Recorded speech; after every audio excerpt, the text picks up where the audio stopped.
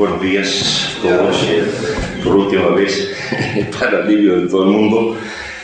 Hoy vamos a desarrollar el tema, si es posible, un evolucionismo cristiano. Respecto a este tema hay distintas posturas. Aprovechando el DVD que vimos, una sería la de la gente como Richard Dawkins, que es por demás explícita en lo que piensan respecto a este tema. Richard Dawkins, Dan Dennett, Christopher Hollis, bueno, toda esa gente y varios de los que citamos también en el curso de las pláticas dicen claramente imposible. Sí, el darwinismo, la evolución torna completamente obsoleta de cualquier idea trascendente del universo. El universo, como dice Sagan, es todo lo que existe, ha existido y existirá. Olvidarse de cualquier otra cosa. Bueno, y siempre hay que dar gracias a Dios por gente como Richard Dawkins, que son claros, contundentes, sinceros y no hipócritas. Después hay otro grupo que podríamos personificar en Eugenie Scott. ¿Se acuerdan? La que decía que no hay problema, que se puede ser, que no entra en conflicto, que son dos cosas distintas, porque una cosa es la ciencia y otra la fe, que están en distintos planos y por lo siguiente no pueden colisionar. Esto también es un discurso muy escuchado en numerosos pensadores o divulgadores. Dicen, no, están en distintos planos y no pueden colisionar. Este planteo de la fe y la ciencia. Pero esto es filfa, como decía el padre Castellani, porque ambos, ciencia y fe, están en el plano de la verdad. Difieren en sus métodos y en su objeto formal, ni siquiera en su objeto material, pero no en los planos, en los supuestos planos. Por eso es que no solo es posible, sino eventualmente ineludible la colisión. La verdadera razón por la cual ciencia y fe no pueden colisionar, verdadera ciencia y fe no pueden colisionar, es porque la verdad no se puede contradecir a sí misma. Esa es la verdadera razón. Pero no es la razón que ellos creen. Para ellos, la ciencia es conocimiento y la fe es sentimiento. O para decirlo de otra manera, la ciencia es verdad y la fe fantasía. Y por supuesto, entre verdad y fantasía o entre conocimiento y sentimiento no puede haber colisión. Esta es la razón de esta gente como Eugenie Scott y tantos otros. Y yo diría que de la inmensa mayoría de los evolucionistas los que viven en el mundo sostienen esta postura. Están también los que sostienen que no solo no existe el más mínimo conflicto entre el evolucionismo y el cristianismo, sino que la evolución sería el mismísimo plan salvífico de Dios, que no se llevaría a cabo merced a la inmolación del Hijo de Dios en la cruz, como uno creía en la prehistoria de la fe, sino que gracias a la evolución el Dios cósmico nos va llevando a todos, creyentes y no creyentes, justos y atorrantes, a la consumación final del punto omega tayloriano, cosmogénesis y cristogénesis mediante, en donde el hacia arriba cristiano se incorpora al hacia adelante humano en la plenitud del mundo tecnificado y socializado. Por cierto, ustedes reconocerán que esta charlatanería es lenguaje típico de Taylor Chardin y lo que tomo es exactamente, casi textualmente, de su libro El fenómeno humano. Hago esta aclaración porque hay un movimiento de rescate de la momia de Taylor Chardin actualmente. Después de haber sido oscurecido durante tiempo, lo están resucitando otra vez. Pero acá vamos a ocuparnos de otro grupo, quizás el más peligroso, católicos y cristianos que dicen, sí, es verdad, hay un darwinismo radical, materialista, de izquierda, así decir, que sería por cierto incompatible con la fe cristiana, pero que afortunadamente existiría otro evolucionismo mitigado o moderado, que sí sería perfectamente compatible con la fe cristiana, lo que se llama el evolucionismo teísta y que tiene muchísima difusión tanto en el área, digamos, católica como protestante. Según estos pensadores, el evolucionismo teísta, es decir, compatible con los datos de fe, se distinguiría del radical en tres aspectos, y sobre esto va a girar, digamos, la especulación. El proceso evolutivo habría tenido un fin, querido por Dios, la aparición del hombre. Segundo, todos los seres humanos se habrían originado de una sola pareja. Tercero, solamente el cuerpo del hombre habría sido el producto de la evolución, en tanto que el alma habría sido creada directamente por Dios. Olvidé decir que gran parte, lo sustancial de esto ya nos lo explicó nos enseñó el padre Mester. Yo, desde el punto de vista escriturístico y del dogma de la Iglesia, yo solamente voy a hacer una interpretación un poco más profana, racionalista, mundana de esta cuestión. Y a los fines del argumento, una vez más, vamos a aceptar que lo único es cierto.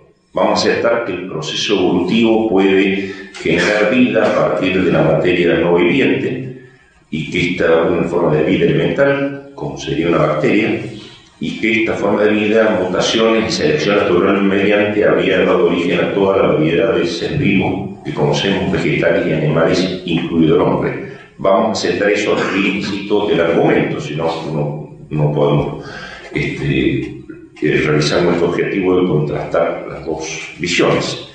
Vamos a aceptar que esto es cierto y vamos a ver si es posible que la evolución cumpla estos tres postulados que, repito, primero, el proceso evolutivo habría tenido un fin querido por Dios, la aparición del hombre. Segundo, todos los seres humanos se habrían originado de una sola pareja.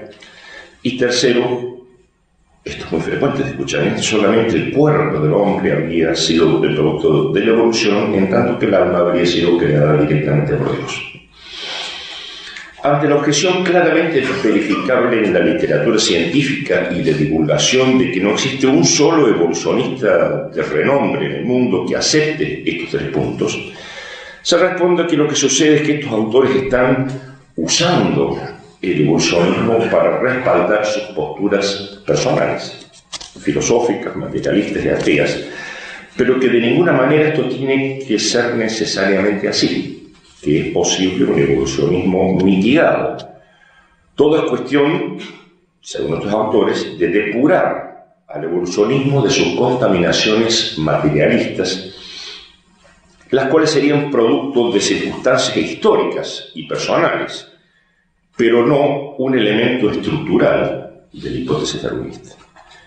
Veamos entonces con toda la mejor buena voluntad si es posible un evolucionismo mitigado sin contaminaciones materialistas accidentales. Y comencemos entonces por el primer punto, esto es que el proceso evolutivo habría tenido un fin querido por Dios, la aparición del hombre. Porque Dios ciertamente puede crear en acto, digamos, o podría crear mediante un proceso evolutivo. Desde el punto de vista de la filosofía, la naturaleza es lo mismo. Entonces, el proceso evolutivo habría tenido como fin la aparición del hombre, al menos del cuerpo del hombre. Esto significaría entonces que Dios habría dispuesto las leyes de la naturaleza de manera tal que la materia inanimada pudiera producir, como dijimos, una bacteria, y que esta bacteria habría podido, a través de toda la variedad de seres intermedios, evolucionar hasta mono y finalmente hasta el hombre. Vale decir que la evolución habría sido el método del cual se valió Dios para crear al hombre previo paso por el mono. Pero si esto fue así, entonces Dios, al crear las leyes de la naturaleza, tenía ya en su mente la idea del hombre, objetivo final de la evolución. Vale decir que la evolución habría sido planificada o dirigida para producir al hombre. Lo que llamamos el principio de finalidad, finalismo, teleología, porque lo que es último en la ejecución es primero en la intención. ¿Es esto compatible con el cristianismo? Supongo que sí. pero completamente inaceptable para el evolucionismo, condenado incluso por el sílabus darwinista. El doctor George Gaylord Simpson, que hemos citado varias veces, creo que en la práctica del miércoles, profesor de paleontología de los vertebrados en Harvard, uno de los grandes referentes del evolucionismo del siglo que pasó, nos dice lo siguiente: quizá un finalista pudiera creer que la evolución tenía un único objetivo, tal como la obtención del hombre, y que se detuvo una vez llegado al mismo. Pero de hecho la evolución no es finalista. El hombre es el resultado impensado de un proceso materialista carente de objetivos. No fue planeado. Es un estado de la materia, una forma de vida, un tipo de animal. El hombre no era evidentemente el objetivo de la evolución, la que con certeza carece del mismo. No podía estar planeado en una operación totalmente desprovista de planes. Fíjense el trabajo que se toma este autor y vuelve como perfila la idea, o sea que no quede absolutamente ninguna duda de que no hay objetivo y que son el resultado impensado de un proceso materialista carente de objetivos. Stephen Jay Gould, a quien también hemos citado varias veces, fue un gran biólogo y paleontólogo de la Universidad de Harvard, muy famoso, también uno de los grandes líderes del evolucionismo en el siglo que pasó, murió en el año 2002. Dice: muchos paleontólogos, yo incluido, dice Gould, consideramos al Homo sapiens como un minúsculo e impredecible vástago del copiosamente ramificado árbol de la vida. Un feliz accidente. Todos los seres vivos, de acuerdo a la evolución, somos accidentes. Un feliz accidente del último instante geológico, sumamente improbable de aparecer otra vez si pudiéramos hacer crecer nuevamente el árbol de la semilla. Si volviéramos la película para atrás y la pasáramos, es muy poco probable que apareciera este feliz accidente que es el Homo sapiens. Jacques Monod, famoso biólogo francés, decía: solo el azar está en el origen de toda novedad, de toda creación en la biosfera. El hombre sabe al fin que está solo en la inmensidad indiferente del universo, de donde ha emergido por azar. Julian Huxley, que a quien también hemos citado, grandes personajes, todos estos son jefes de fila, cardenales de la Iglesia evolutiva. Darwin demostró que no era necesario ningún planificador sobrenatural.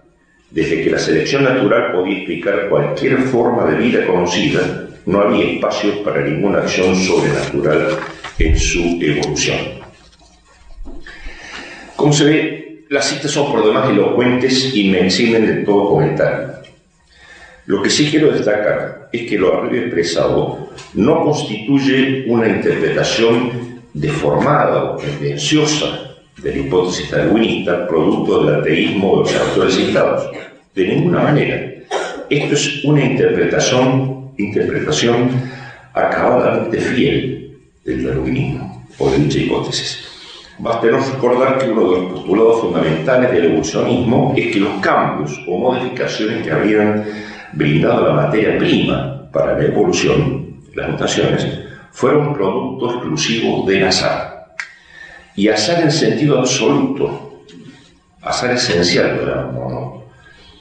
Porque podría ser un azar epistemológico, si un azar simplemente que nosotros no podamos conocer todas las variables, entonces azar, pero azar no, acá estamos hablando de azar ontológico, es decir, azar esencial, lo llamamos, azar absoluto. Algunos autores sostienen que si bien las modificaciones son al azar, las mutaciones, la selección natural actuando en una segunda etapa filtraría ese azar, dando dirección al proceso. Pero esto es un sofisma. Además de que esta acción de filtro, de ser cierta, solo se aplicaría a la finalidad intrínseca o individual de cada organismo y no a la finalidad extrínseca o universal, la que está en juego aquí. Además de esto, digo, la selección natural solo puede actuar sobre las modificaciones que le brinda el azar, y de la misma manera que cero multiplicado por cualquier otro número sigue siendo 0, el azar, aun cuando actuase la selección natural, seguiría siendo azar. Porque para dar dirección a un proceso hace falta inteligencia. Y la selección natural es, por definición, un mecanismo ciego, incapaz de eliminar el azar, incapaz de dar dirección a nada. Para eso hace falta una inteligencia, que es la única forma de eliminar el azar. Ahora bien, finalidad y azar son conceptos contradictorios y excluyentes. Si hay si hay azar, no hay finalidad. Desde este punto de vista, como vemos, no se puede mitigar al evolucionismo. Por el contrario, si hay finalidad, no hay azar. Pero al no haber azar, entonces no hay evolucionismo para mitigar. Nos quedamos en una teoría.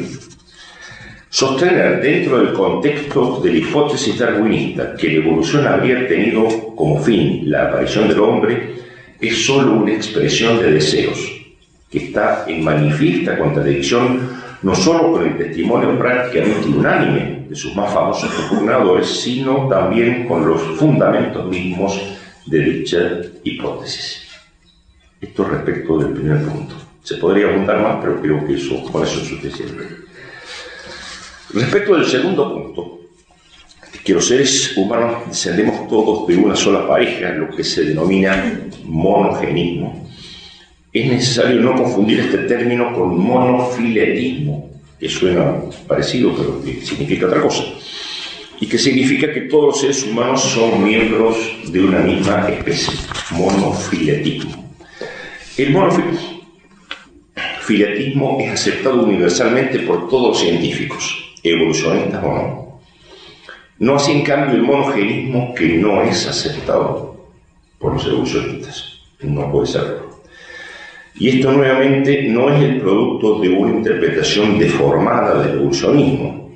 Esto pertenece a la misma coherencia interna de la hipótesis. De acuerdo al dogma darwinista, el hombre desciende del mono.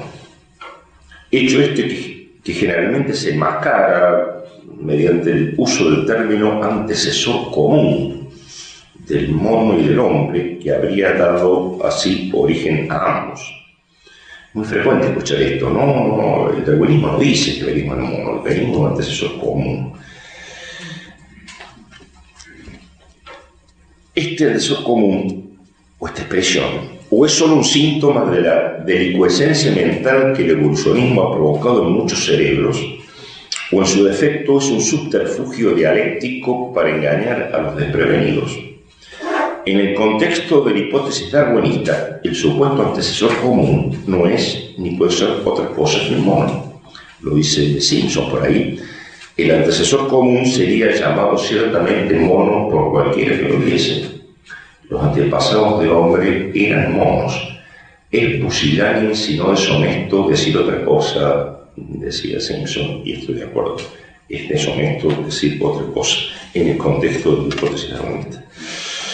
De manera que lo de Dios creando al hombre del polvo de la tierra, del relato del Génesis, nos dicen estos católicos evolucionistas, debe interpretarse en sentido simbólico o metafórico, para expresar que el hombre se habría originado por un proceso de hominización.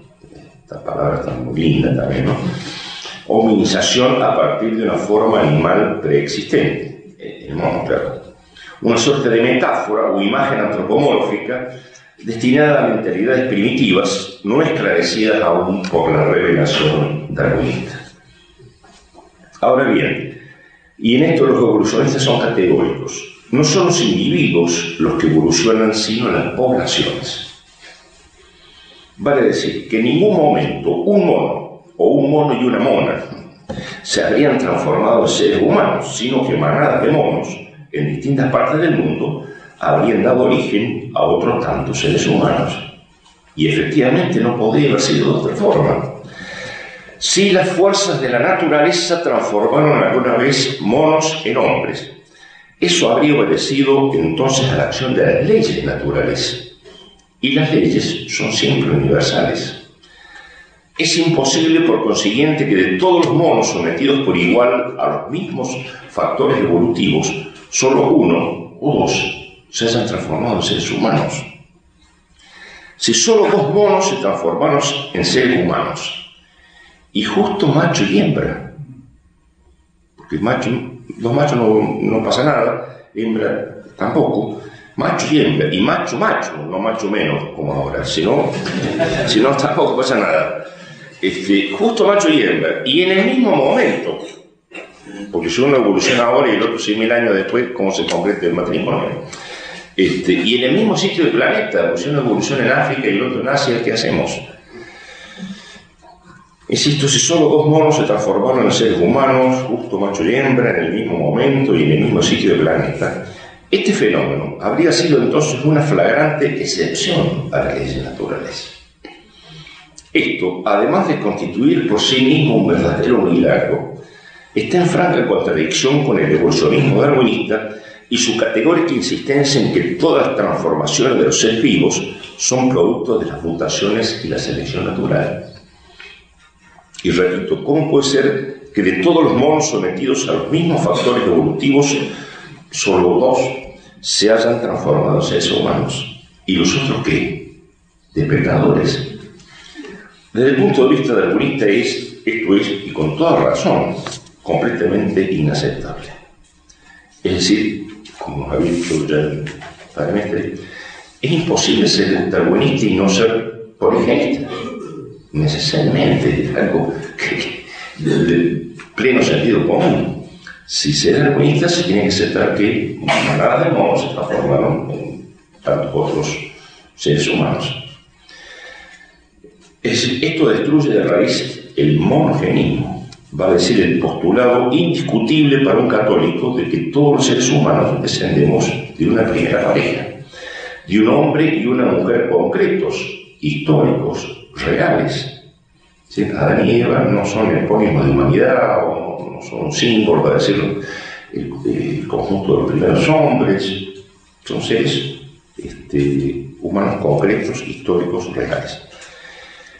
¿Y por qué es tan importante esto? Por lo que también nos dijo el padre en la plática del miércoles, si no hubo una primera pareja humana, como pretende el darwinismo, ¿qué pasa entonces con el dogma del pecado original?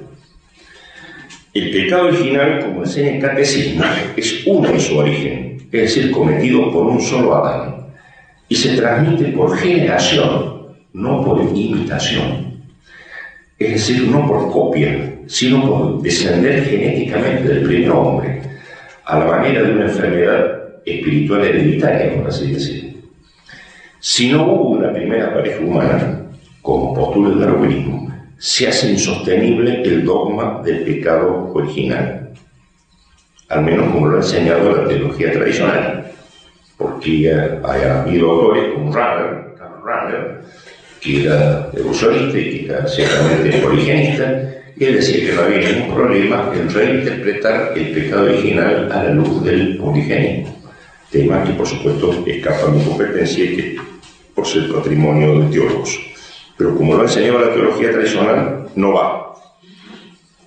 Es por ello que su santidad Pío XII, en su célebre encíclica Humani Generis, condena explícitamente la hipótesis de que Adán signifique el conjunto de los primeros padres, es decir, el poligenismo, afirmando además que los relatos del Génesis pertenecen al género histórico verdadero y deben ser interpretados literalmente, a menos que su sentido repugne la recta razón, reafirmando en este sentido lo definido por la Comisión Bíblica Pontificia a su dictamen en 1909, como explicó el padre. En fin, ese tema ya ha sido exhaustivamente analizado.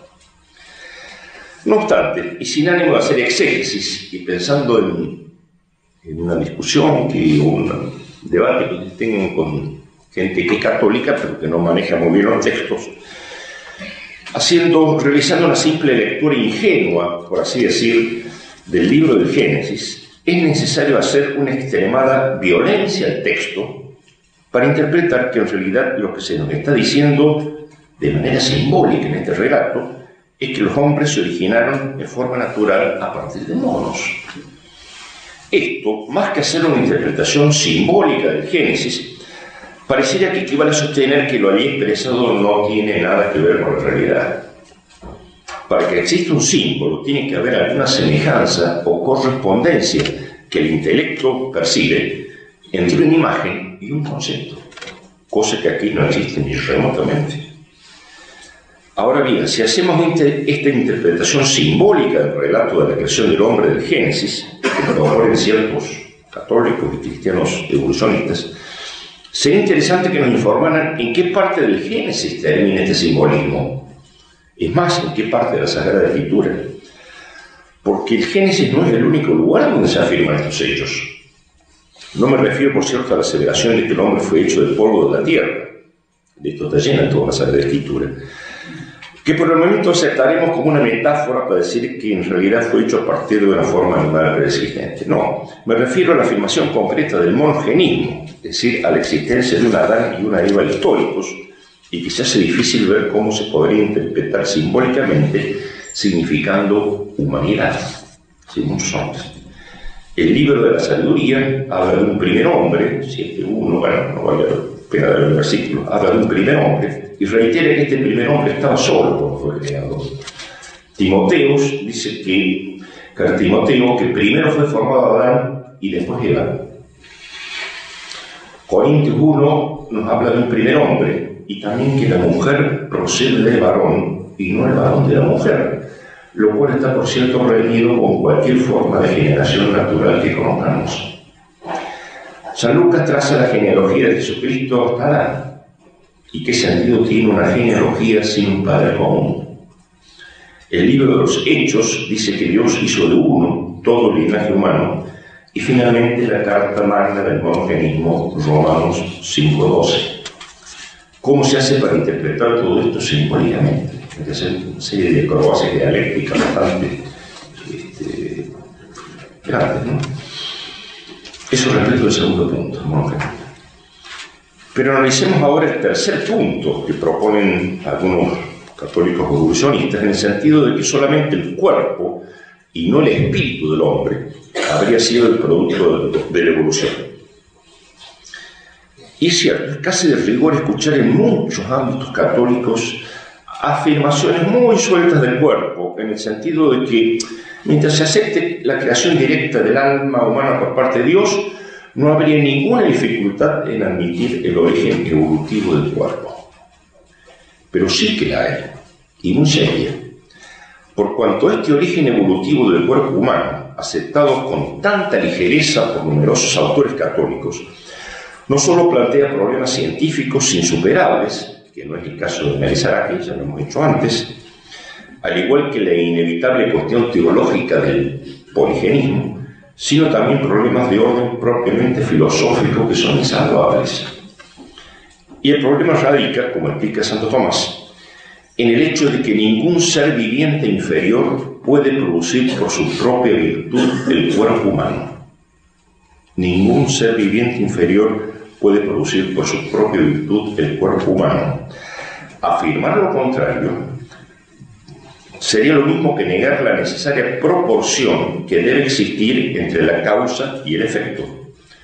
Proporción que imposibilita que un ser rebase los límites de su propia causalidad, produciendo efectos de un orden superior a los de su propia forma. Nadie puede dar lo que no tiene.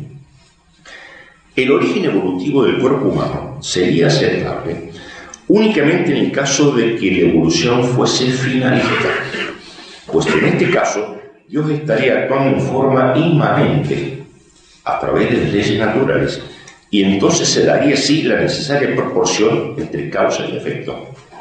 Pero es inaceptable en el caso de la evolución darwinista, porque la evolución darwinista no es finalista. Sostener que el cuerpo del hombre se habría originado a partir de una forma viviente inferior por la sola acción de las fuerzas naturales equivale a renunciar al principio de causalidad y a los principios del ser, que son los mismos que los de la recta razón. Esto en cuanto al problema que el origen del cuerpo humano debería suscitar en un pensador católico.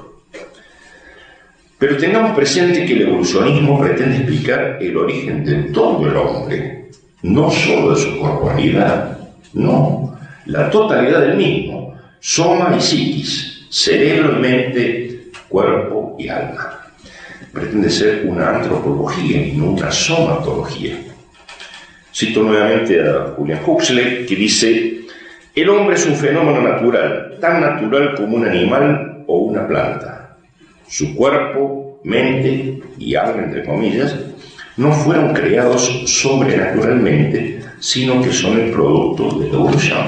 Y por supuesto, Julian Huxley es coherente en su evolucionismo. Y dice Huxley, sigue: no hubo un momento súbito durante la historia evolutiva en que el espíritu, nuevamente entre comillas, fue infundido en la vida, de la misma manera que no hubo un momento particular en que fue infundido en usted. Este es un reportaje que están haciendo, por eso habla con el periodista en estos términos. Es por ello que todos los autores evolucionistas, comenzando por Darwin, son unánimes en sostener que las diferencias entre la mente de un mono y la mente de un hombre son solo de grado y no de naturaleza. Stephen Jay Gould, nuevamente lo citamos por ser una autoridad indiscutida en estos temas, dice: estamos tan atados a nuestra herencia filosófica y religiosa que seguimos buscando algún criterio de división estricta entre nuestras capacidades y las del chimpancé. La única alternativa honrada es admitir la existencia de una estricta continuidad cualitativa entre nosotros y los chimpancés. ¿Y qué es lo que salimos perdiendo? Tan solo un anticuado concepto del alma, dice Gould. Y el doctor Edward Wilson, profesor de sociobiología en la Universidad de Harvard, dice: la evolución por selección natural significa en última instancia que las cualidades esenciales de la mente humana también evolucionaron autónomamente.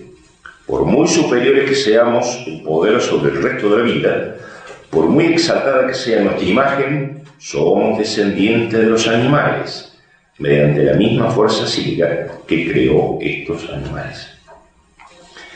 En la concepción evolucionista, el espíritu del hombre es también el producto emergente de las mutaciones y la selección natural, es decir, de la materia. El que niegue esto no ha entendido absolutamente nada de qué es la hipótesis darwinista. Además, ni siquiera ha estudiado, porque como ven los autores darwinistas, los serios, no tienen pelos en la lengua para decirlo. Yo no sé, acá se engaña que quiere. De todas maneras, algunos evolucionistas católicos, en un esfuerzo por salvaguardar la creación directa del alma humano por parte de Dios y para evitar también el problema del poligenismo, optan por decir, no se ríen, que Dios habría tomado un mono y le habría infundido un alma de hombre. Esto se escucha y se lee, y no en cualquier idiota que anda por ahí suelto, sino en gente que debiera decir otras cosas. Pero insisto, no es una broma, esto está escrito y lo van a escuchar. Lo de polvo de la tierra, recordemos, y lo habíamos aceptado, ¿no es cierto?, todos los fines del argumento, es simbólico y debía ser entendido como una forma animal preexistente, ¿verdad? El mono. Bien. Un primer problema salta inmediatamente a la vista, que ya el padre Mestre lo señaló. Pues el Génesis dice que al serle fundida el alma, aliento de vida, a la arcilla, que hemos dicho que es mono, hemos aceptado que es mono, el hombre se transformó en un ser viviente. Es decir, que antes no era un ser viviente, en cuyo caso el mono tendría que haber estado muerto. No hay otra salida. Ahora, si polvo de la tierra en realidad significa mono, entonces cuando la Sagrada Escritura dice, apenas unos versículos más adelante, que después de la muerte nos convertiremos en polvo, no veo francamente la razón para no concluir que después de la muerte deberíamos convertirnos en alguna suerte de mono. Lo cual, de ser cierto, plantearía no pocos problemas teológicos, filosóficos, científicos y funerarios también. Les ruego me disculpen la chanza, pero si en Génesis 2.7 polvo significa mono, ¿cuál sería el fundamento racional para que en Génesis 4.19 polvo no signifique también mono? ¿Qué seriedad intelectual y exegética hay en todo esto, por favor? Pero dejemos de lado todas estas objeciones. Seguimos dejando de lado y aceptamos a los fines del argumento que Dios tomó un mono y le infundió un alma humana. El problema es que por el principio ilemórfico de la necesaria proporción que debe existir entre materia y forma, no puede haber alma de hombre en cuerpo de mono. Ni el mismo Dios podría hacer esto. Porque Dios no hace locuras, Dios no hace cosas arbitrarias. Por consiguiente, si Dios tomó un mono para infundirle un alma de hombre, en ese mismo instante, previo a quitarle el alma de mono, tiene su alma de mono, tendría que haber transformado el cuerpo del mono en el cuerpo de un hombre, para que hubiese así una materia, cuerpo, capaz de recibir su forma apropiada, alma, y producir de esta manera el hombre, en el cual están indisolublemente unidos el cuerpo y el alma, formando una sola unidad sustancial. Pero si esto fue así, entonces la transformación del cuerpo de un mono en el cuerpo de un hombre no se debió en absoluto a las fuerzas de la naturaleza, sino a una intervención muy especial de Dios. De manera que la causa eficiente de esta transformación hay que referirla a Dios y no a las mutaciones y la selección natural, es decir, a la evolución. Huelga destacar que desde el punto de vista evolucionista esto es, una vez más, inaceptable, ya que introducir a Dios en este esquema no solo es superfluo, sino también contradictorio. Si la evolución es capaz de producir hombres a partir de monos, como afirma la hipótesis darwinista, la intervención especial de Dios obviamente está de más. Si la intervención especial de Dios es necesaria, lo que está de más es la evolución. Absolutamente ningún evolucionista de importancia en el mundo toma en serio siquiera esta posibilidad de una intervención divina especial en el origen del cuerpo humano. Atención, hay que dirigir la discusión al origen del cuerpo.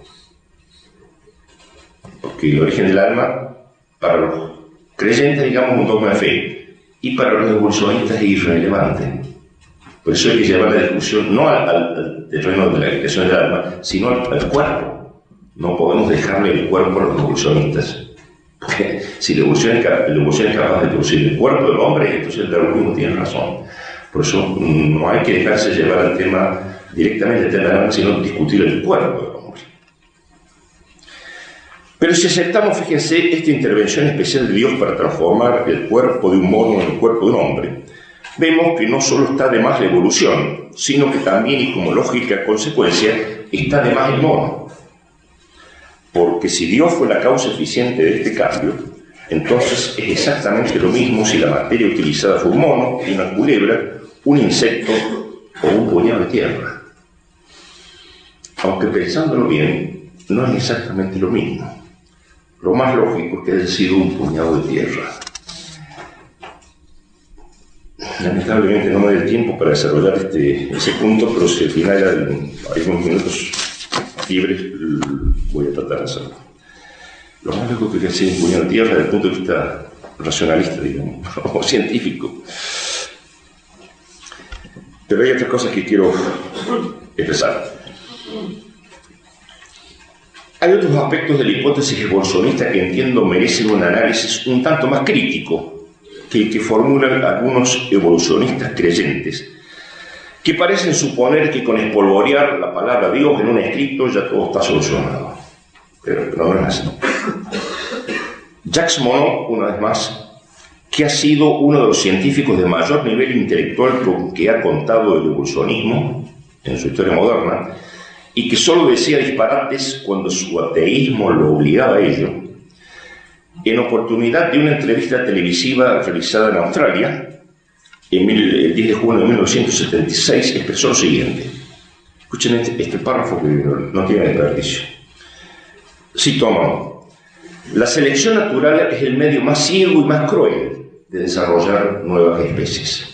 La lucha por la existencia y la eliminación de los más débiles es un proceso horrible. Me sorprende que un cristiano quiera defender la idea de que este es el proceso que Dios estableció para realizar la evolución.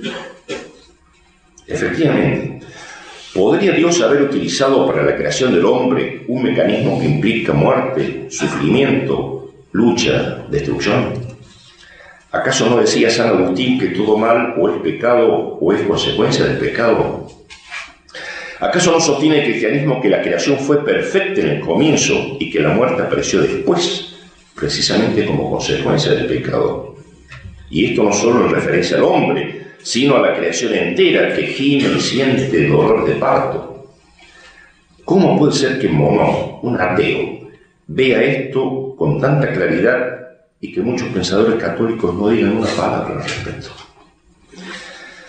Por cierto, que un teólogo serio, un verdadero doctor sacro, como el queridísimo e inolvidable padre Castellani, nos explica que la lucha por la existencia, el comer y ser comido, la muerte y el sufrimiento, es la descripción de la naturaleza actual, degradada por el pecado, una ley biológica del mundo que conocemos, pero en modo alguno una ley necesaria, ontológica, de todo mundo posible.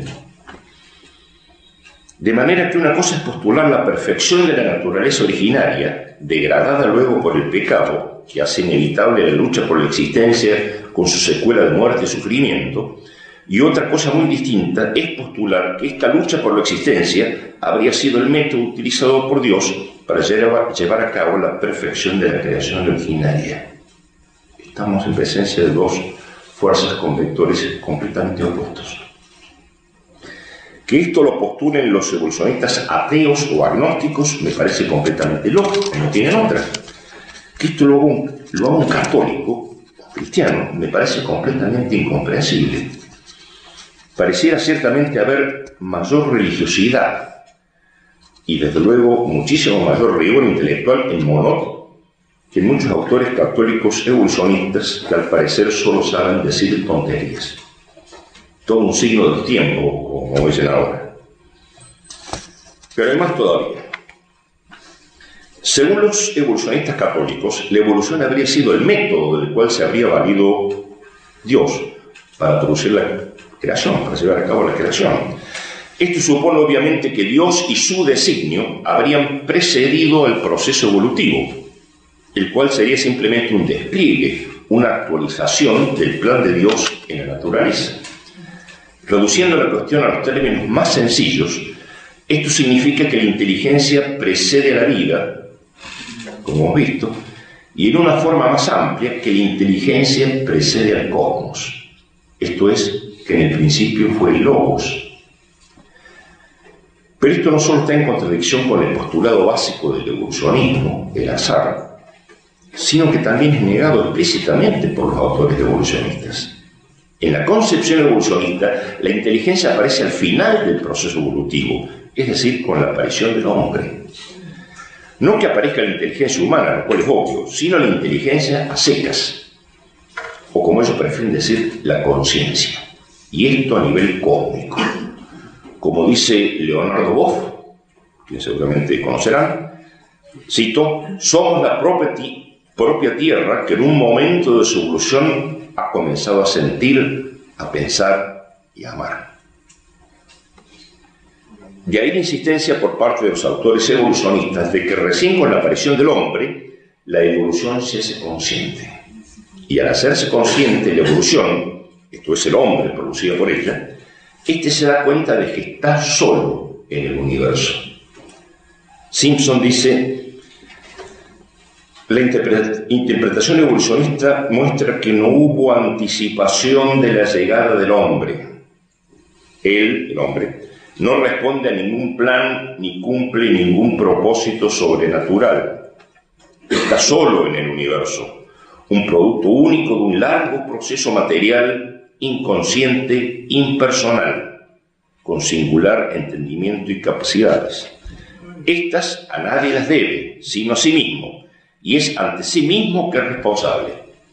No es criatura de fuerzas incontrolables e indeterminables, sino su propio dueño. Todo un catecismo ateo realmente, ¿no? Huxley ha llamado a esto, cito, una espléndida aceleración de la visión evolucionista del hombre. Esto es evolucionismo en serio. Monod dice, el hombre sabe al fin que está solo en la inmensidad indiferente del universo, de donde ha emergido por azar, Igual que su destino, su deber no está escrito en ninguna parte.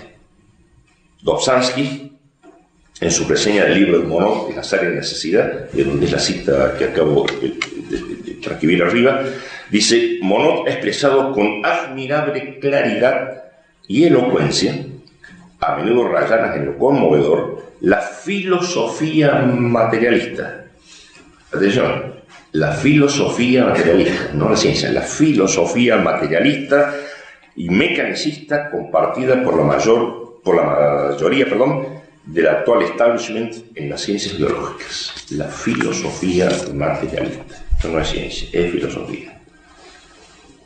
¿Cómo se puede armonizar esto con la idea de un Dios creador que llama al mundo a la existencia, ya sea por creación directa o, supuestamente, por un proceso evolutivo? Y esto es así, no porque algunos científicos estén usando la hipótesis evolucionista para respaldar sus posturas filosóficas personales, materialistas y ateas, sino porque el evolucionismo no es una teoría científica, aunque fuese errónea, sino una cosmovisión anticreacionista, inmanentista, naturalista y materialista. Rociarla con agua bendita no cambia su condición. La verdadera ciencia no tiene una sola palabra que decir respecto de los orígenes de nada, universo, vida, hombre, excepto por la negativa. Es decir, mostrando que la materia y las leyes que la rigen no pueden explicar jamás el origen del hombre, la vida o el cosmos. El empecinamiento de los autores evolucionistas en pretender explicar los orígenes es la demostración más contundente del carácter filosófico y no científico de la hipótesis evolucionista o de la cosmovisión evolucionista, como prefieren.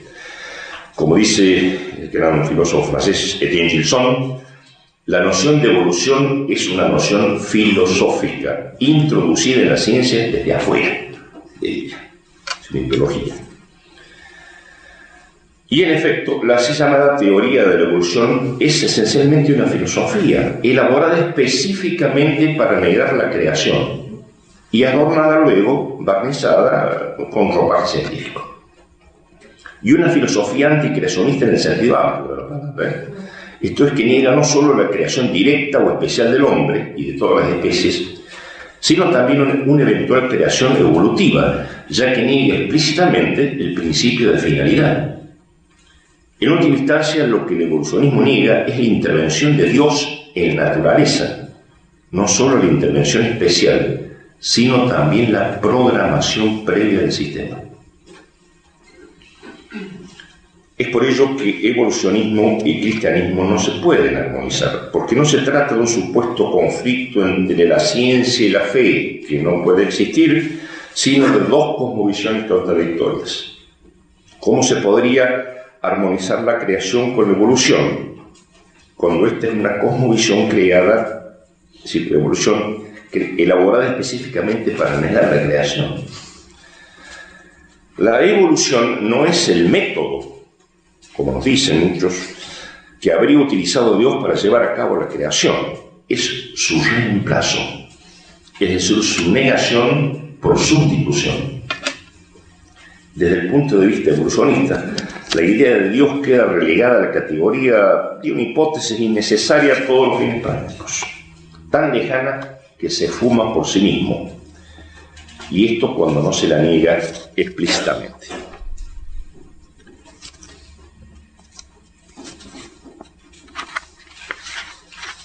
De todas maneras, ¿qué pasó acá? De todas maneras, creo oportuno señalar que al menos desde el punto de vista científico, la cuestión fundamental no radica, a mi modesto entender, en el hecho de si Dios creó los seres vivos directamente y en un solo acto creativo. Insisto, esto meramente desde la reflexión científica, dejando un poco aparte los datos de fe.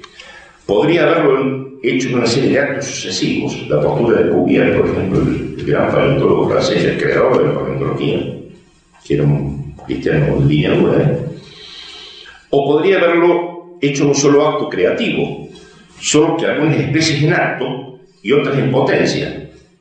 que la postura de San Agustín, y por consiguiente las sucesivas apariciones de nuevas especies, en el caso de que esto hubiera sido así, no serían propiamente nuevas creaciones, sino solo la manifestación de gérmenes preexistentes, las razones seminales que San Agustín toma de los estoicos, es decir, la actualización de las potencias del primer y único acto creador, en que todas las cosas recibieron el ser, y después del cual nada nuevo se ha añadido a la naturaleza creada. Todo esto es científicamente opinable. Es más, tampoco habría ningún problema, como dije antes, en aceptar que la formación de las especies, hombre incluido, no hubiese sido el resultado de un acto creativo o varios, sino de un proceso evolutivo. Pero un proceso es un conjunto de fenómenos que se suceden guardando un orden preestablecido. Y si hay un orden, hay una inteligencia que dirige el conjunto de dichos fenómenos. Ahora bien, si el proceso evolutivo fue dirigido por Dios, lo cual es inaceptable para el darwinismo, profundamente, entonces estamos hablando una vez más de creación, una creación prolongada en el tiempo. ¿Y qué sentido tiene hablar del tiempo en referencia a Dios que está fuera del tiempo? También se puede optar por decir que el origen del hombre y de las demás especies es un misterio, y desde el punto de vista científico esto es lo más sensato que se puede decir. Pero hay una gran diferencia entre aceptar un misterio y propugnar un absurdo. Entre decir no se sabe y en principio nunca se sabrá. Y entre proponer desatinos irracionales y anticientíficos. En realidad, creo que se podría decir que desde el punto de vista teológico lo que está en juego aquí no es tanto la velocidad, aunque están íntimamente relacionados, estoy haciendo un cambio de enfoque simplemente, no es tanto la veracidad o la literalidad del Génesis o la realidad de Adán. Estos son solo objetivos inmediatos. Lo que está verdaderamente en juego es la veracidad de toda la Sagrada Escritura y, en última instancia, la realidad del segundo Adán. El cuestionamiento al Adán del Edén apunta en realidad al Adán de Belén. Negar la historicidad del primer Adán implica negar la necesidad del segundo. Vale decir, negar la necesidad de la redención. Si no hubo pecado original, no necesitamos redentor. Si no hubo pecado original, ¿por qué murió Nuestro Señor en la cruz? No tiene sentido. Y repito, el concepto de pecado original es inconcebible en la cosmovisión evolucionista, no solo por lo que hemos visto del poligenismo y todas estas cuestiones, sino también porque, de acuerdo a esta cosmovisión, el hombre ascendió, obviamente, desde el nivel del mono. Y si el movimiento espontáneo de la naturaleza es hacia arriba, ¿cómo introducir en este contexto la noción de la caída? Fall, que dicen los países anglosajones, hablan de caída. Herbert Wells, el famoso novelista científico británico, de allá por el año 50, que muere por allá por el año 52, ferviente darwinista, por cierto, expresaba: si todos los animales y el hombre se han desarrollado de esta manera ascendente, luego no ha habido primeros padres, ni Edén, ni caída. Y si no hubo caída, todo el edificio del cristianismo, la historia del primer pecado y la razón de la expiación colapsan con un castillo en naipes. Clarísimo, y con una gran lucidez.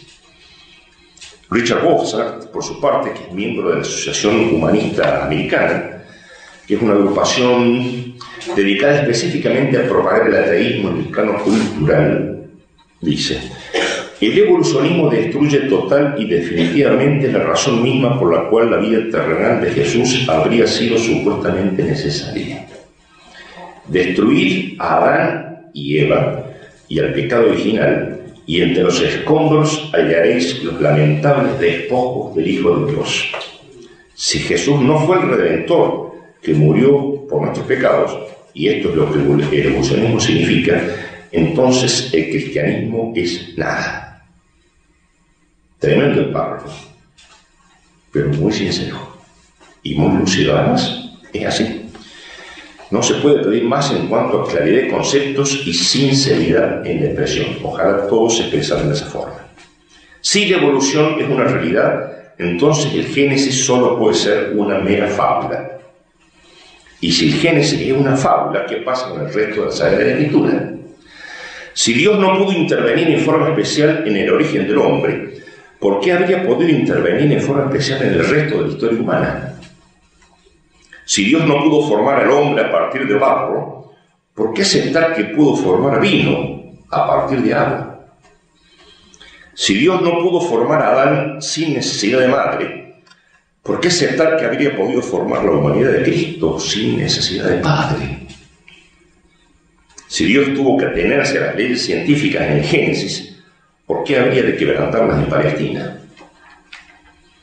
Es por ello que David Strauss, el famoso fundador de la alta crítica bíblica alemana, escribió lo siguiente, finales del siglo pasado, final del siglo XIX. En vano decretaron los filósofos y los teólogos una y otra vez el exterminio de los milagros. Nuestra ineficaz condena gradualmente desapareció porque no podíamos prescindir de la acción milagrosa ni tampoco señalar alguna fuerza natural capaz de suplirla. Darwin ha demostrado esta fuerza, este proceso de la naturaleza. Él ha abierto la puerta a través de la cual una humanidad más feliz arrojará de sí los milagros que jamás retornarán. Cualquiera que conoce lo que los milagros implican, alabará a Darwin en consecuencia como uno de los grandes benefactores de la humanidad. Hasta ahí, Strauss.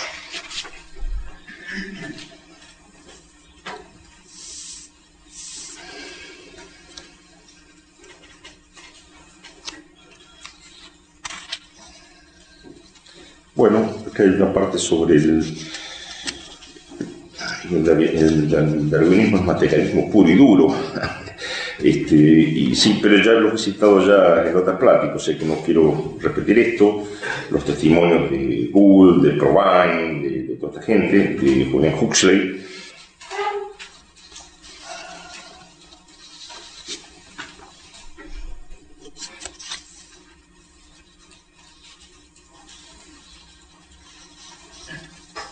En fin, ya va siendo hora de cerrar estas reflexiones en las que ustedes podrán discernir cuán posible es un evolucionismo católico, un evolucionismo mitigado, compatible con el cristianismo y todas estas cosas.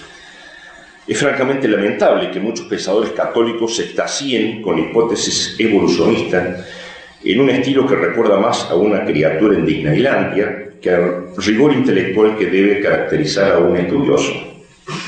Doblemente lamentable en un momento en que el darwinismo se derrumba en todas partes, al no poder enfrentar ya la montaña de objeciones científicas que se han acumulado en los últimos 50 años, y que por ello debe recurrir a la supresión del debate y a la imposición forzada de sus dogmas en los planes de estudio para poder sobrevivir.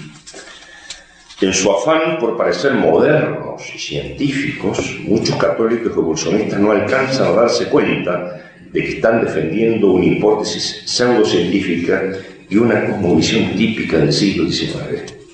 Porque el evolucionismo darwinista es en esencia, como hemos visto, la cosmovisión de la Inglaterra manchesteriana, que decía Spengler, la cosmovisión liberal del progreso indefinido y del capitalismo salvaje en expansión, y del marxismo también, por cierto, que no es sino su heredero.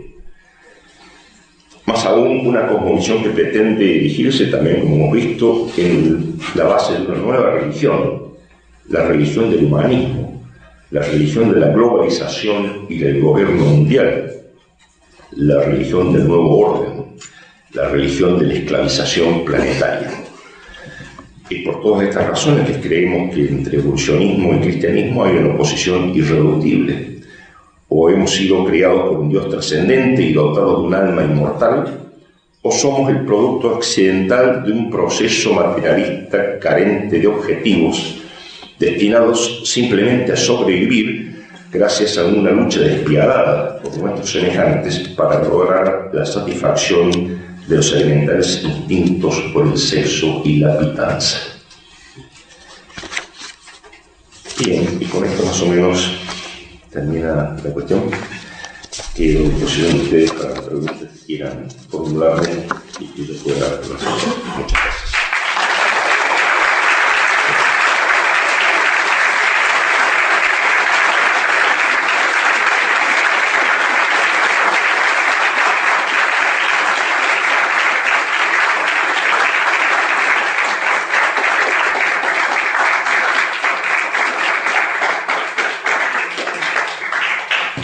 Desarrolle un poco el tema del barro y el hombre, la formación del cuerpo del hombre, que usted dijo que tenía un temita ahí. Bueno, vamos a ver, tengo que pararlo.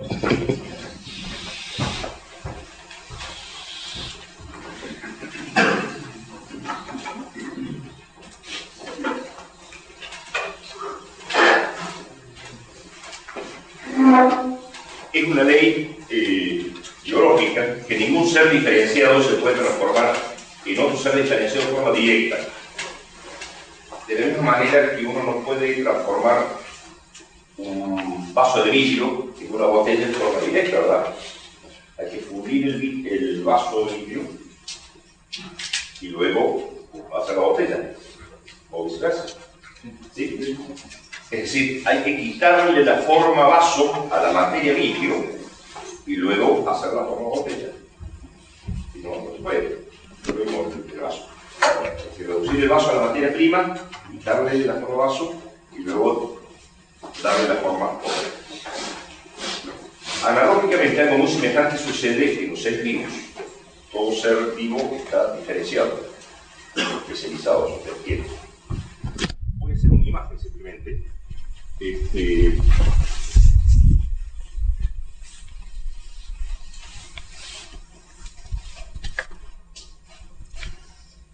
¿Se alcanza a ver? Poco, ¿no? ¿Se alcanza a ver algo?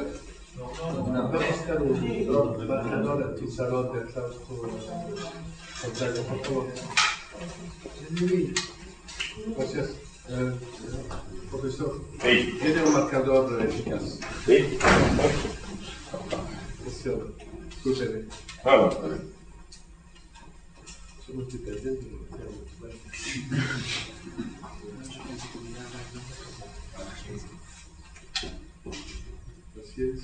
¿Este no se ve? Se ve mejor, ¿no? El rojo. Bueno, se ve mejor. 3 segundos y no está.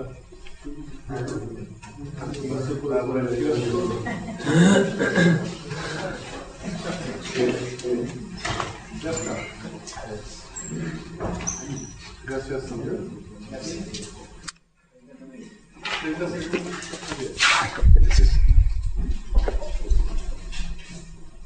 Ay, sí. ¿Se ve? Sí, Bien, bien.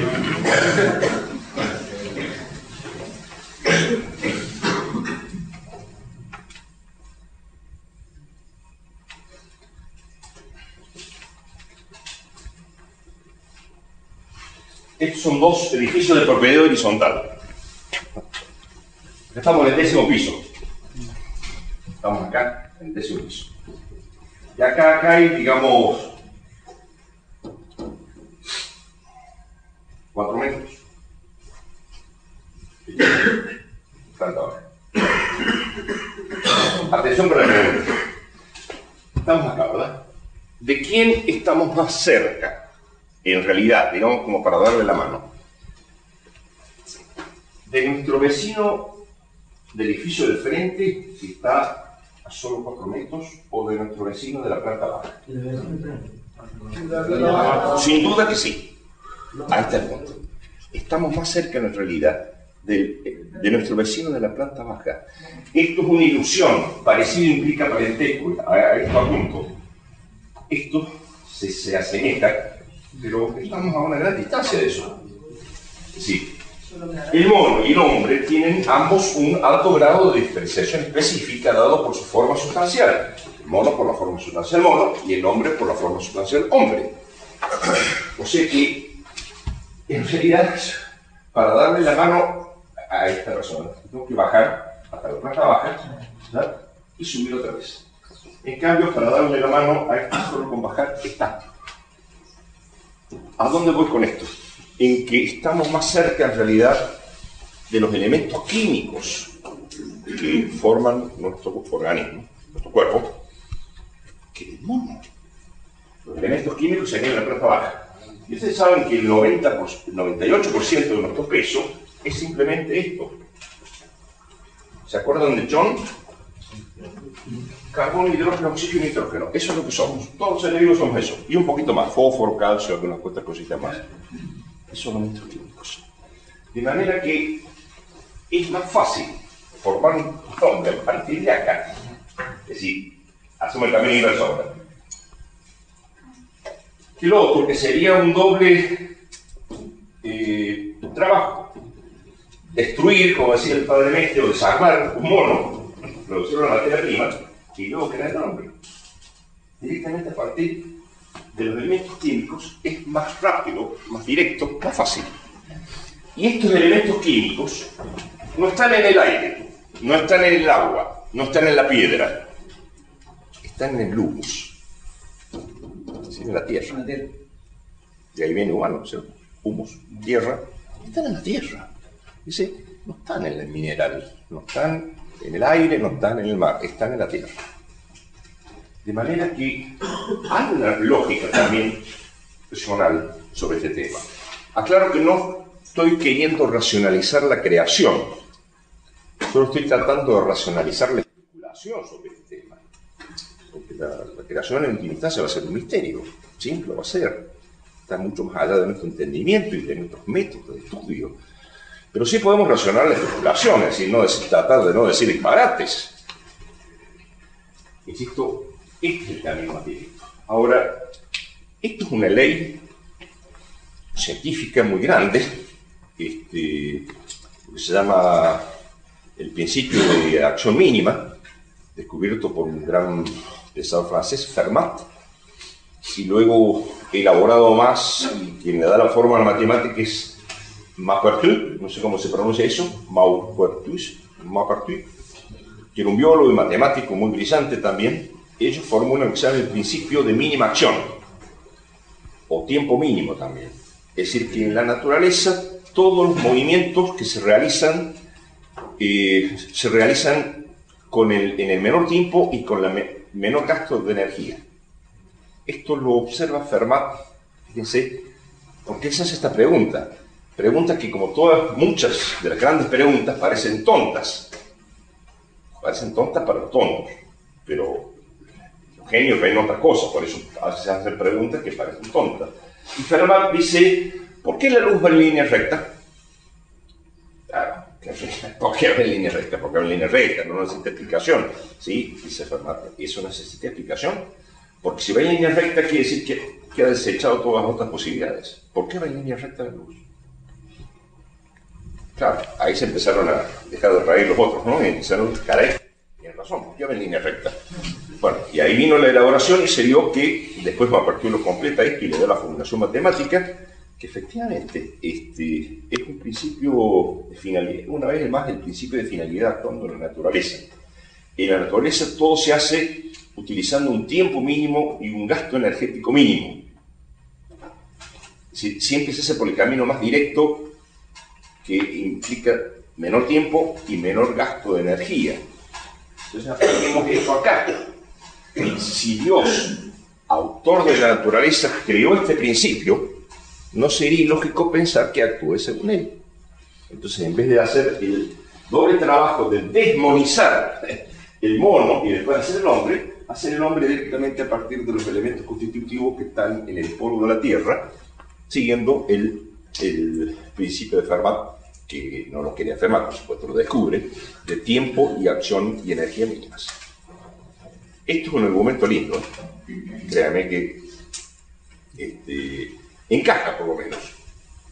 Encaja.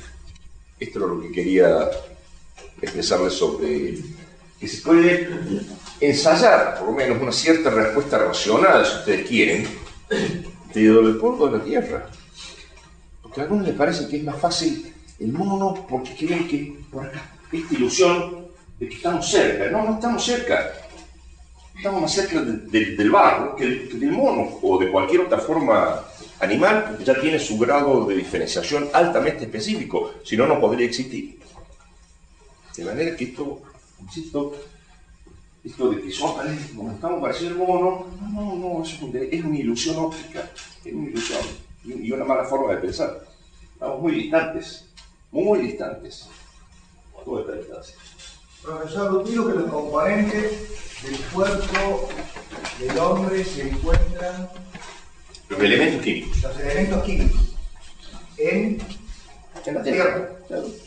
Y nos pueden decir también que los elementos químicos del mono se encuentran solamente en la Tierra. También. En ese aspecto,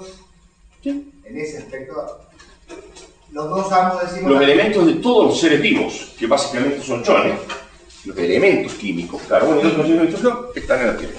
De todos los seres vivos, mono, ser humano, los mujeres. Bueno, también eso es importante. ¿Sí? De la Tierra. De la Tierra. Profesor, ahora cuando volvamos a casa seguramente varios haremos un libro para seguir estudiando, profundizando este tema.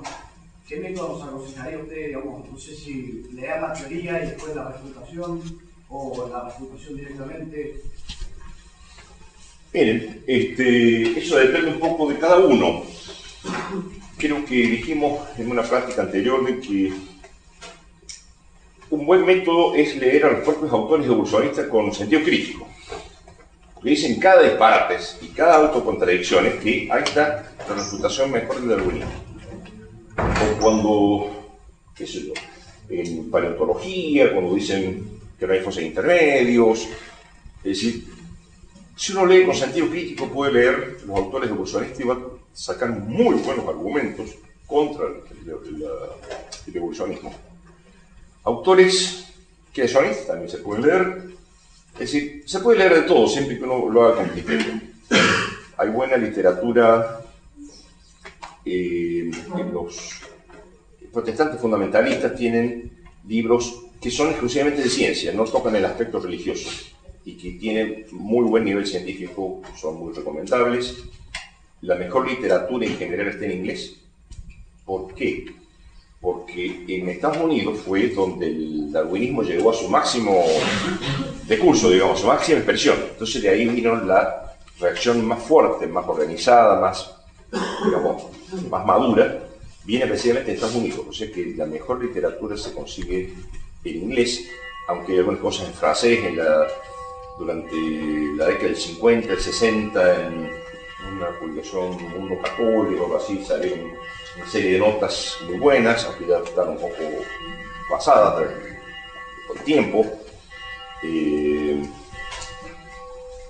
castellano, bueno, está el libro Sermonti Fondi, más allá de Darwin, que está pobremente traducido. Lamentablemente no está muy bien traducido ese libro, pero también tiene elementos ahí. El de Jones. ¿Eh? El de Jones. Ah, sí. El libro de Philip Johnson es buenísimo. Juicio a Darwin, del doctor Philip Johnson. Excelentísimo libro, realmente muy, muy bueno, y ese se consigue en castellano y está bien traducido, editado por... Homo Legends. ¿Qué editorial? Homo Legends. Homo Legends.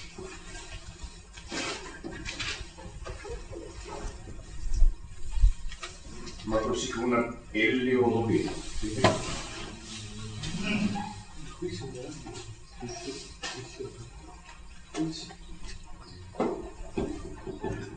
¿El título es el doctor? Juicio a Darwin.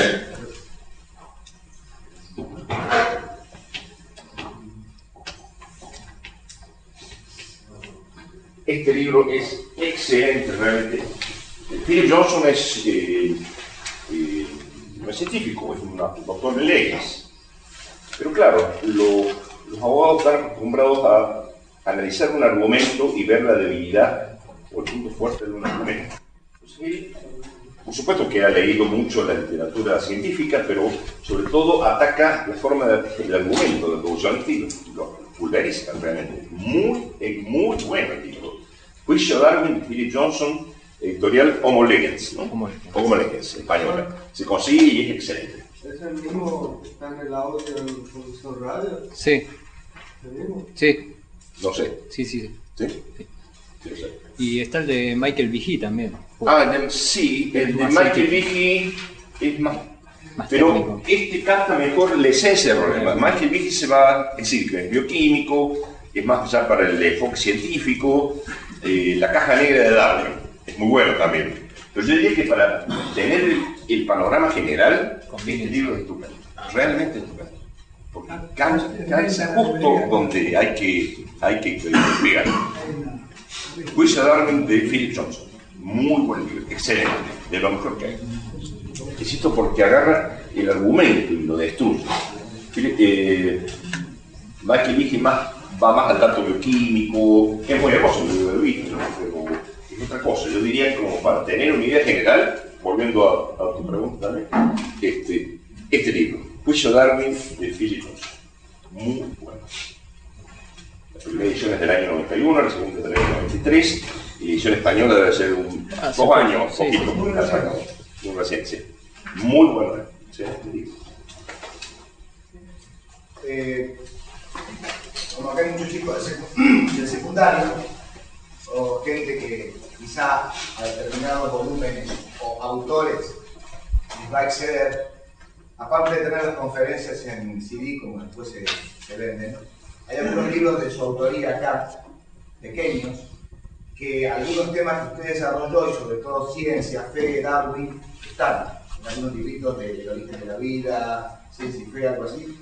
¿Usted desarrolla algo en el librito de todo lo que dijo? Sí, sí, nada más que no quería decirlo porque no no, es propaganda de mi libro. Pero no recibo derecho de autor, o sea, que para el caso es lo mismo. Sí, ahí tienen el origen de la vida, está tratado el tema bien del origen de la vida. El tema que hablamos en la primera conferencia, nada más que desarrollado en forma de libro. Después fósiles, que no lo hemos abordado en este curso, el tema de los fósiles de homínidos, supuestos humanoides, toda esa tontería, fósiles polémicos, después de monos pero por nombres, que abordó el tema de esta conferencia de hoy, si es posible armonizar el evolucionismo y el cristianismo, la ciencia contra el fake, que es un opúsculo chiquito, más en broma que otra cosa, ¿no? Como para divertirse un poco en las horas de ocio. El otro que he editado en México, no está acá, que se llama Breve Análisis Crítico de la Teoría de la Evolución Biológica, que todavía no lo he editado acá. Estoy tratando de conseguir una editorial que me lo publique. Y ahí están también sintetizados en forma accesible, creo yo, principales argumentos sobre este tema.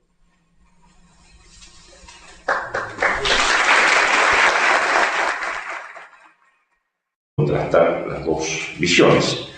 Vamos a aceptar que esto es cierto y vamos a ver si es posible que la evolución cumpla estos 3 postulados que, repito, primero, el proceso evolutivo habría tenido un fin querido por Dios, la aparición del hombre. Segundo, todos los seres humanos se habrían originado de una sola pareja. Y tercero, esto es muy frecuente de escuchar, solamente el cuerpo del hombre habría sido el producto de la evolución, en tanto que el alma habría sido creada directamente por Dios. Ante la objeción claramente verificable en la literatura científica y de divulgación de que no existe un solo evolucionista de renombre en el mundo que acepte estos 3 puntos, se responde que lo que sucede es que estos autores están usando el evolucionismo para respaldar sus posturas personales, filosóficas, materialistas y ateas, pero que de ninguna manera esto tiene que ser necesariamente así, que es posible un evolucionismo mitigado. Todo es cuestión, según estos autores, de depurar al evolucionismo de sus contaminaciones materialistas, las cuales serían producto de circunstancias históricas y personales, pero no un elemento estructural de la hipótesis darwinista. Veamos entonces, con toda la mejor buena voluntad, si es posible un evolucionismo mitigado sin contaminaciones materialistas accidentales. Y comencemos entonces por el primer punto, esto es que el proceso evolutivo habría tenido un fin tanto en el área digamos, católica como protestante. Según estos pensadores, el evolucionismo teísta, es decir, es compatible con los datos de fe, se distinguiría del radical en 3 aspectos, y sobre esto va a girar, digamos, la especulación. El proceso evolutivo habría tenido un fin, querido por Dios, la aparición del hombre.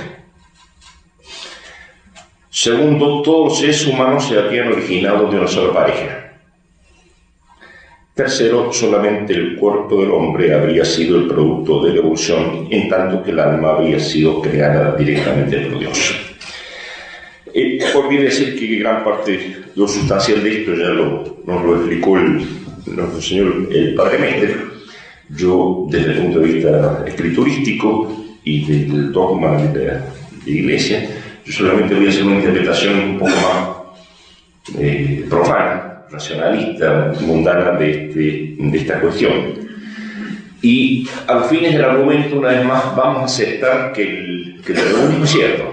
Vamos a aceptar que el proceso evolutivo puede generar vida a partir de la materia no viviente y que esta es una forma de vida elemental, como sería una bacteria, y que esta forma de vida, mutaciones y selección natural mediante habría dado origen a toda la variedad de seres vivos que conocemos, vegetales y animales, incluido el hombre. Vamos a aceptar eso al fin, insisto, del argumento, si no podemos realizar nuestro objetivo. Que la evolución sería el mismísimo plan salvífico de Dios, que no se llevaría a cabo merced a la inmolación del Hijo de Dios en la cruz, como uno creía en la prehistoria de la fe, sino que gracias a la evolución el Dios cósmico nos va llevando a todos, creyentes y no creyentes, justos y atorrantes, a la consumación final del punto omega tayloriano, cosmogénesis y cristogénesis mediante, en donde el hacia arriba cristiano se incorpora al hacia adelante humano en la plenitud del mundo tecnificado y socializado.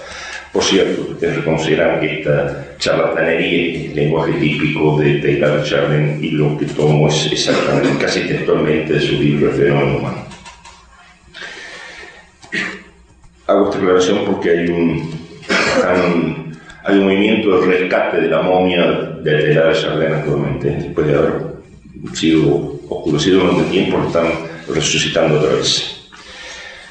Pero acá vamos a ocuparnos de otro grupo, quizás el más peligroso, católicos y cristianos que dicen, sí, es verdad, hay un darwinismo radical, materialista, de izquierda, así decir, que sería por cierto incompatible con la fe cristiana, pero que afortunadamente existiría otro evolucionismo mitigado o moderado que sí sería perfectamente compatible con la fe cristiana, lo que se llama el evolucionismo teísta y que tiene muchísima difusión.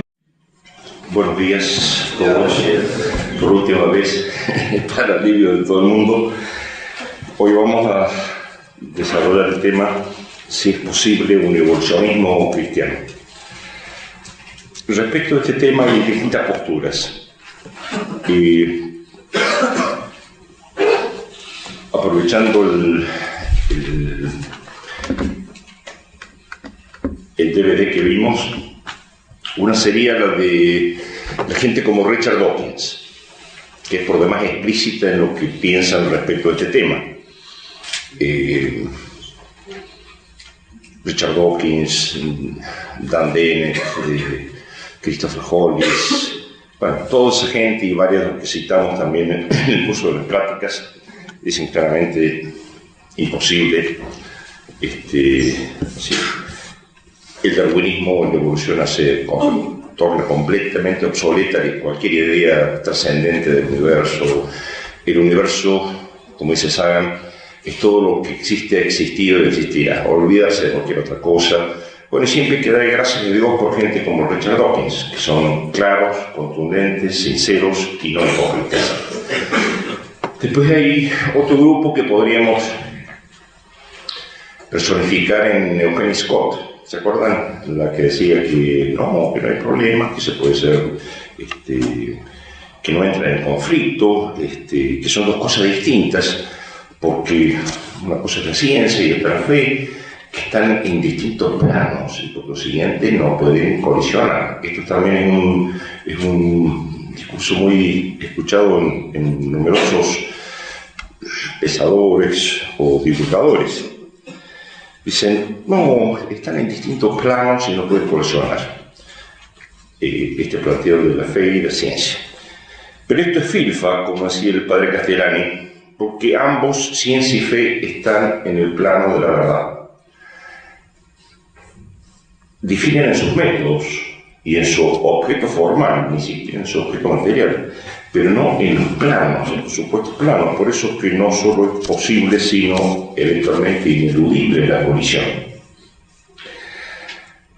La verdadera razón por la cual ciencia y fe no pueden colisionar, verdadera ciencia y fe no pueden colisionar, es porque la verdad no se puede contradecir a sí misma. Esa es la verdadera razón. Pero no es la razón que ellos creen. Para ellos, la ciencia es conocimiento y la fe es sentimiento.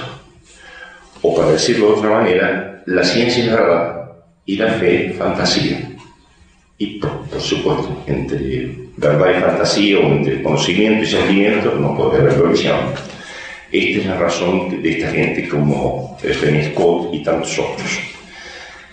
Y yo diría que de la inmensa mayoría de los evolucionistas del relativo en el mundo sostienen esta postura. Están también los que sostienen que no solo no existe el más mínimo conflicto entre el evolucionismo y el cristianismo,